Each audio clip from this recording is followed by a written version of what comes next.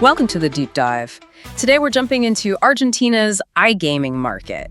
It's an interesting one, definitely enticing, but also pretty complex territory. Absolutely. It's got this deep culture, football, horse racing, gambling generally. It's been there a long time, makes it fertile ground. Definitely. But what's the catch? You mentioned complexity. Right. The big thing you need to get straight away is there's no single national license like you might see elsewhere.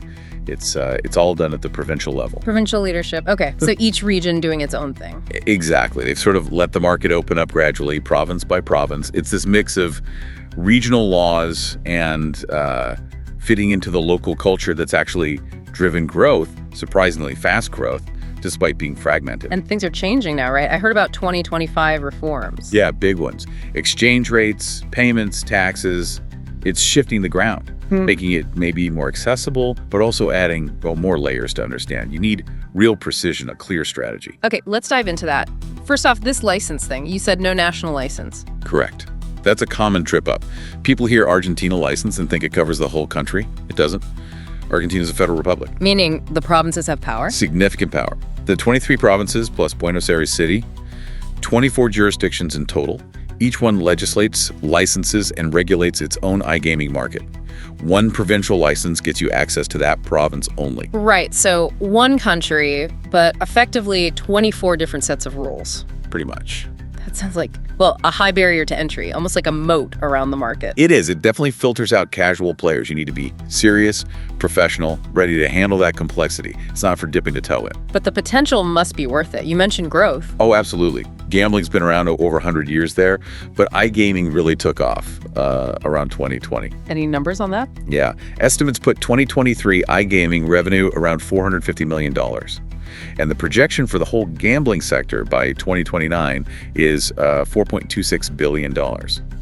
That's significant. Wow. And how many provinces are actually regulated now? 15 have regulations already, and another 8 are actively working on theirs. So the map is filling in. And this ties back to the culture you mentioned. Deeply. It's huge in Latin America for horse racing. And football.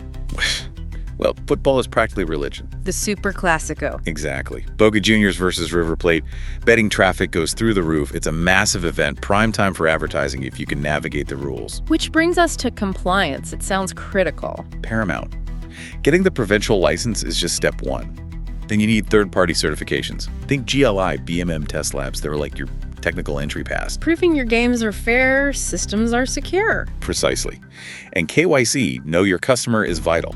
Systems have to handle the Argentine National ID, the DNI, plus strong anti-money laundering, AML, measures meeting FATF standards. It's serious stuff. And localization. Just translating isn't enough, I assume. Not even close. You need Argentine Spanish, including local slang. You absolutely must support the Argentine peso, the ARS, and integrate with local payment methods. Like Rapipago and Pago Fácil. I read they're big. Huge. Yeah. Surprisingly dominant over, say, Visa or MasterCard for deposits. People use these cash-based systems. You have to offer them. Okay. Any other quirks? Yeah. Mirror servers. Some provinces require you to have local servers that mirror player activity and betting records. Gives regulators real-time access, transparency. Interesting. And what about advertising? Is that straightforward? Getting trickier.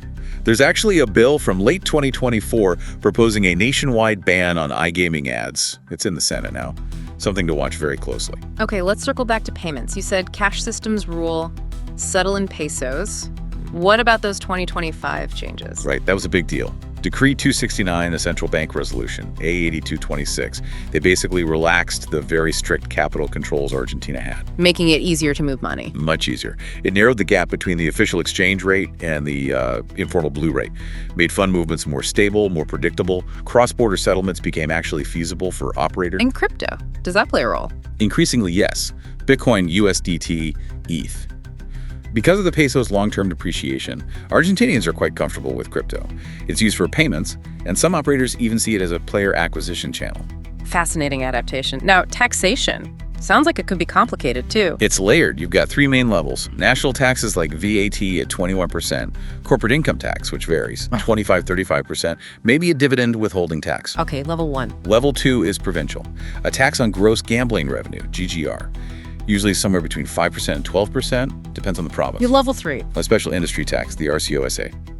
The rate there ranges from 2.5% up to 15%. It depends on things like your company's status, investment level, how many people you employ locally. So multiple layers, but are they at least clear now? Clearer, yes. Right. Recent reforms have improved transparency. Serious operators can actually model their costs with more certainty than before. So summing up, Argentina, definitely one of Latin America's most promising iGaming spots. Rich culture, ready for more structured digital growth. That's a good way to put it. Yes, there are hurdles. The fragmented rules, the taxes, the need for deep localization. But the post-2025 climate, with easier payments and FX plus clearer taxes, it's opening doors.